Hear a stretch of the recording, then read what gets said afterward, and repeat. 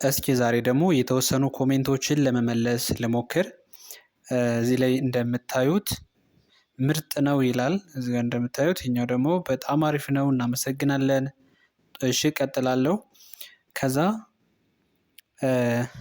ኤ ለምንድነው የማይጨመርባት? ኤ ለምንድነው የማይጨመርባት? ይሄንም ጥያቄ እመልሳለሁ። እዚሁ ልከታተል በደንብ ስራለን፣ ችግር የለውም መቼም አይገባኝም። እሺ ከዚህ ላይ ሁለት እዚህ ላይ እንደምታዩት መቼም አይገባኝም ይላል። ከዛ ደግሞ ችግሩ አይገባኝም ምን ላድርግ ይላል። ከዚህ ላይ እንደምታዩት እንግዲህ አይገባኝም የሚሉ ኮሜንቶች ተደጋግመዋል። ስለዚህ በዚህ ቪዲዮ በደንብ እንደሚገባችሁ እርግጠኛ ነኝ፣ በደንብ ማለት ነው። ሁላችሁም ላይክ አድርጉት ለልጆች እንዲደርሳቸው ቪዲዮ። እሺ ከዚህ ላይ እንደምታዩት እዚህ ላይ የጻፍኩላችሁ እንግሊሽ ቫውል ሌተርስ ይባላሉ። እንግሊሽ ቫውል ሌተርስ በአማርኛ ልንገራችሁ። ቫውል ማለት አናባቢ ማለት ነው። አናባቢ። እስከ መጨረሻው ድረስ በደንብ ተከታተሉኝ። ዛሬ የማሳያችሁ የአማርኛ ፊደላቶችን ከሀ እስከ ረ ያሉትን ነው።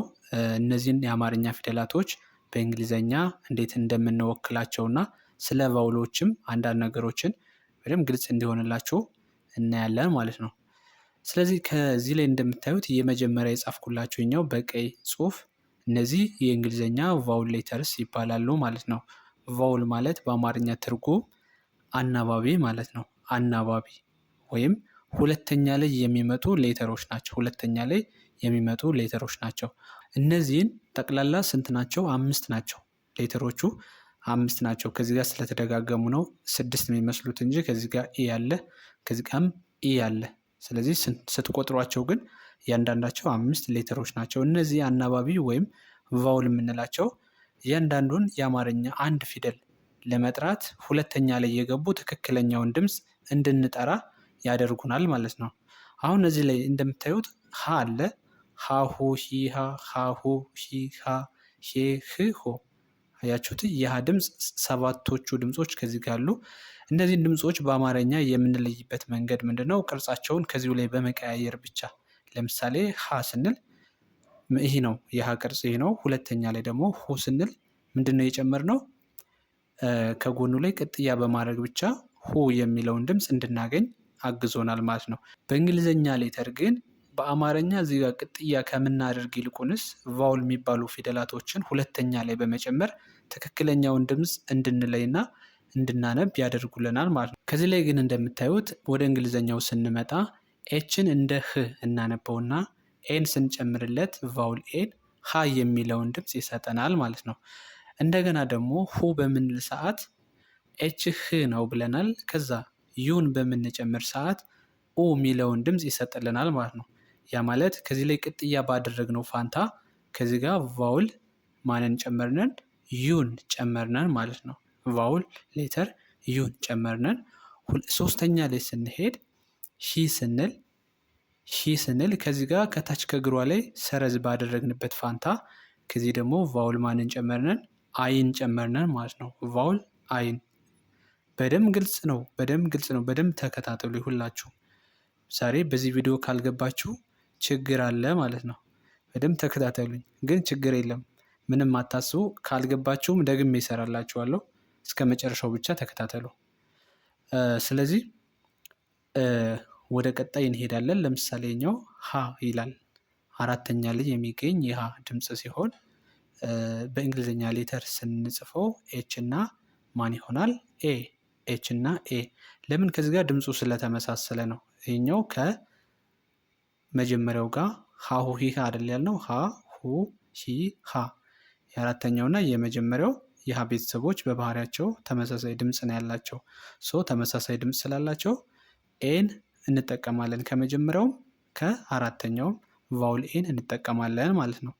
እዚህ ላይ ደግሞ ከዚሁ ቅድም ኮሜንት ጋር የይዤ ለመመለስ ያክል እዚህ ጋር ሀ ያልንበት ኤን የተጠቀምንበት ምክንያት አ የሚል ድምፅ ስላለው ነው። አ ምክንያቱም ቫውል ኤ ልክ እንደ አ ስለምትነበብ ነው ማለት ነው። ሌሎቹ ግን ኤ ነው የሚጠቀሙት። ወደታች እናያቸዋለን።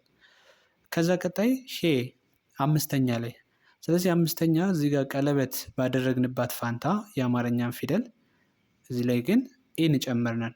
ኤች ኢ ልክ እንደማን ይነበባል? ሼ ማለት ነው። ሼ። ከዛ ስድስተኛው ህ ስንል ምንም አይነት ቫውል አንጨምርም።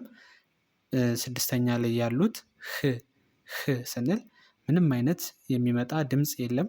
ራሱ ኤችን ብቻ ልክ እንደ ህ ልንጠቀመው እንችላለን ማለት ነው።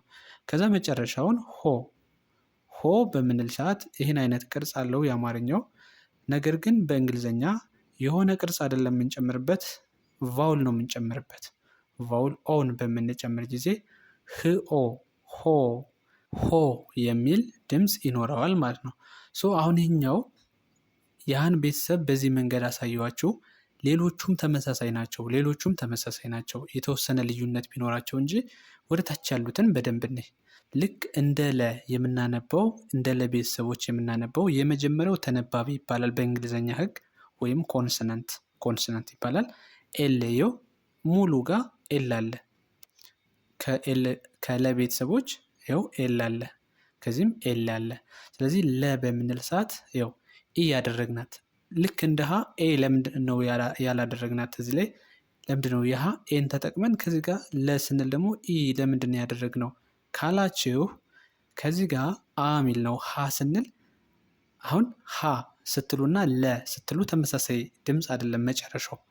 ሀ ስንል አ ሚል ድምፅ አለ። ለ ስንል ግን አ ሚል ድምፅ አለ። እንደዛ ስለሆነ ለ ስንል ኤልኢን እንጽፋለን።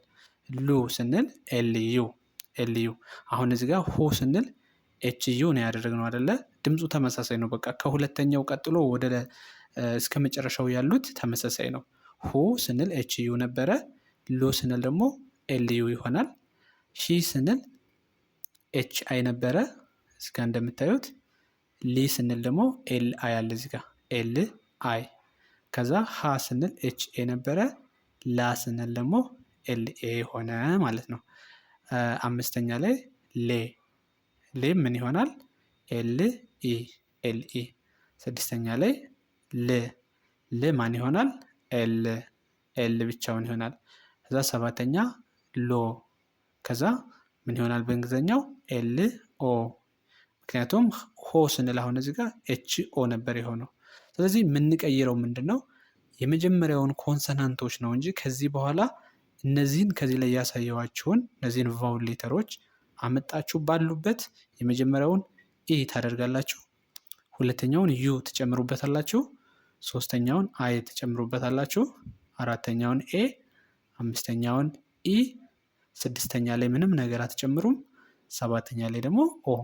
በዚህኛው መንገድ ትጨምራላችሁ። ከማን በስተቀር? ከሀ ቤተሰቦች በስተቀር።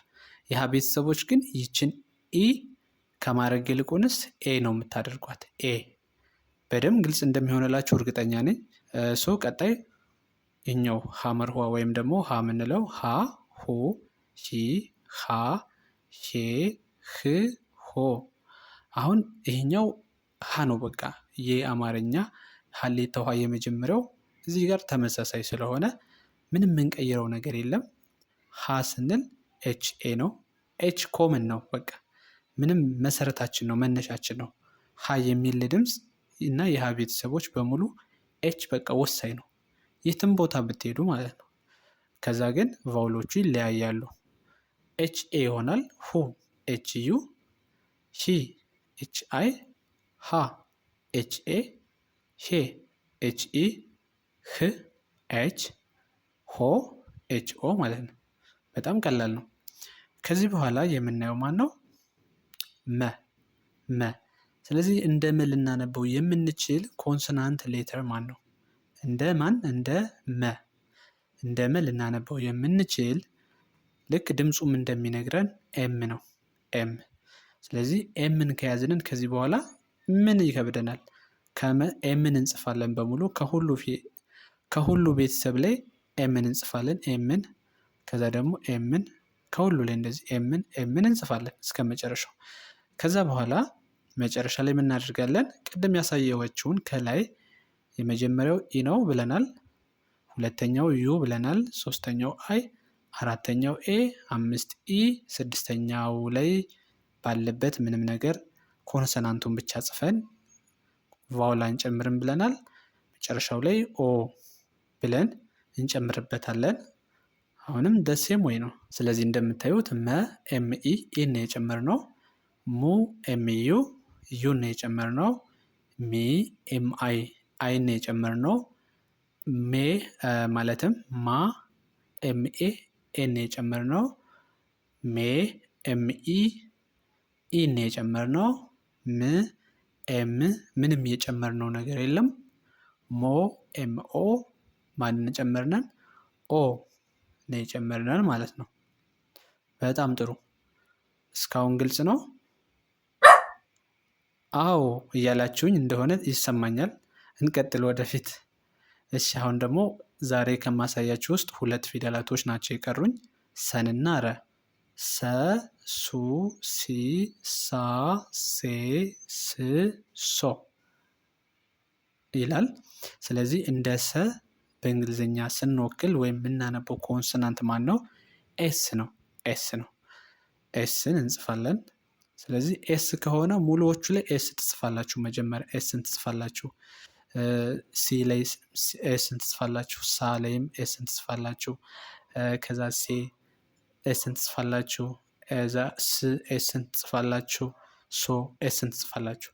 ስለዚህ የሰን ቤተሰቦች ሊያለያዩልን የሚችሉ በእንግሊዝኛ በቃ ቫውል ነው። ሌላ ቅጥያ እንደ አማርኛ የሆነ ነገር ሰረዝ መጨመር ከዛ የሆነ ዜሮ ምልክት መጨመር ምናምን አይደለም። በቃ ግን እዚህ ጋር ቫውሎችን በመጨመር ቅድምም እንዳልኳችሁ መጀመሪያው ላይ ኢ እንጨምራለን። ሰ ዩ ሁለተኛው ላይ፣ አይ ሶስተኛ ላይ፣ ኤ አራተኛ፣ ኢ አምስተኛ፣ ስድስተኛ ምንም ነገር የለም።